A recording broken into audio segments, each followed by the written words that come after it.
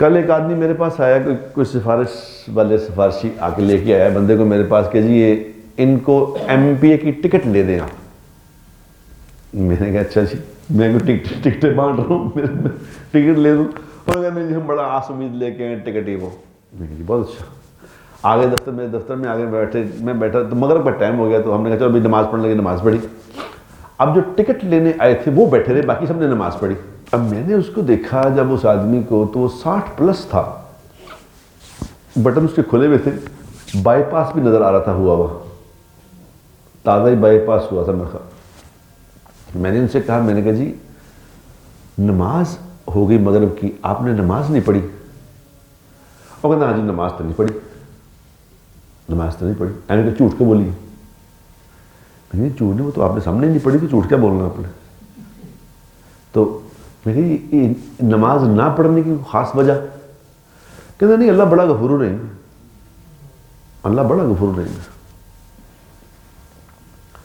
تو میں نے کہا اچھا چلو، اللہ تو غفور الرحیم ہے، تو آپ کیا کرنا چاہتے ہیں؟ وہ کہتا جی میں اصل میں سیاستدان جو ہے نا، ایک ہوتے ہیں سیاست برائے گندگی، برائے پیسے بنانا، چیزیں کرنا، میں حق کی سیاست کرنا چاہتا ہوں، حق والی سیاست کرنا چاہتا ہوں۔ تو میں نے کہا جی آپ نہیں کر سکتے۔ اس نے کہا کیسے؟ میں نے کہا آپ تو اللہ کا حق کھا گئے، لوگوں کیسے ادا کریں گے؟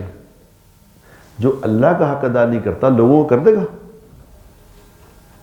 جس پہ کچھ لگتا نہیں، تو لوگوں کا حق ادا کرنے کی تو پلے بھی جاتا ہے کچھ، یہاں تو پلے سے کچھ نہیں جا رہا، تم اس کا حق ادا نہیں کر رہے۔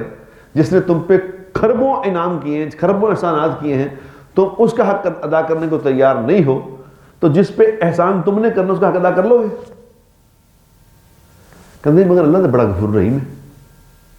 وہ میں نے تینوں کی نہیں دسی یہ گل ہے لی؟ تو مجھے بعد میں جب وہ چلے گئے باہر چلے گئے، جب بعد میں اس کو جو لے کے آئے تو بھانجا، اس نے کہا جی یہ بڑا پیراں دا منن والا ہے، پیراں فقیراں دا۔ میں نے کہا بیڑا گرک جائے پیراں دا، یعنی انہوں نے پیروں نے اس کو یہ بتایا ہوا ہے کہ تو گھبرائی نا، تو ساڈا آدمی ہے، نماز پڑھ نہ پڑھ، بس اسی آپ پہ کر لیں گے بندوبست۔ یہ رولا ہے، یہ مصیبت ہے کہ ہم نافرمانی کر کے اللہ سے خیر کی امید لگائے ہوئے ہیں۔ امی عائشہ رضی اللہ تعالیٰ عنہ نے اس وقت پوچھ لیا کہ یا رسول اللہ صلی اللہ علیہ وسلم، ایک آدمی اللہ کی نافرمانی بھی کرتا ہے اور اللہ سے پھر امید لگائی ہے خیر کی، اس کے بارے میں کیا کہتے ہیں؟ تو آپ نے فرمایا یہ پاگل ہے۔ اس کا مفہوم ہے کہ یہ پاگل ہے، یعنی اللہ کی سر عام نافرمانی کر کے تو اس سے خیر کی امید لگائی ہوئی ہے، اس سے بڑا دھوکہ کیا ہوگا؟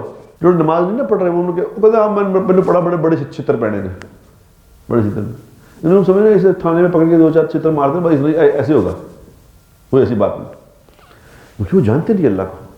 اس نے کہا نا کہ اللہ غفور الرحیم ہے، وہ غفور الرحیم کیوں ہوتا ہے؟ ہم نے مذاق بنایا ہوا ہے، ہم ایسے چل کر رہے ہیں، چل۔ میں نے کہا نا کہ 10 فنکشن ناچ کے کر کے ہم کہہ رہے ہیں اللہ فضل فرما دے گا، یار کمال ہوتی، کمال ہی ہو گئی۔ گناہوں کی کثرت انسان کا دماغ بند کر دیتی ہے، یاد رکھنا۔ پھر وہ بات سمجھ کوئی نہیں آتی، جو مرضی کہتے رہو۔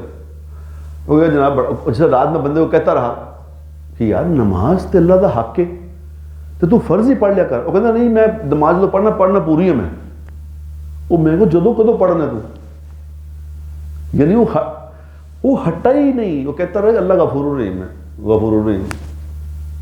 دماغ جو بند ہے۔ ایم پی اے بننا کہتا ایم پی اے بنا دو، میں بس باقی میں دیکھ لوں گا، آپ پہ میں حق والا ایم پی اے بنا گا۔